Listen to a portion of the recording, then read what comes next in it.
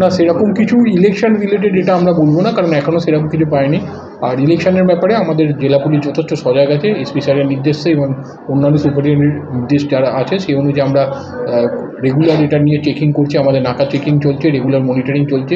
বা আমাদের central force যখন ছিল বা আবার আসবে যখন, আমরা কনফিডেন্স বিল্ডিং মেটার যা যা আছে সেগুলো করবো। এছাড়া আমাদের টোটাল পুলিশ অ্যাক্টিভ আছে।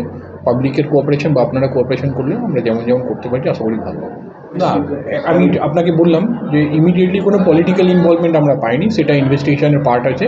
আর কোনো একটা লার্জার কনস্পিরেসি আছে যেটা নিয়ে আমরা ইনভেস্টিগেশন করছি, ইমিডিয়েটলি এটা ডিসক্লোজ করা যাবে।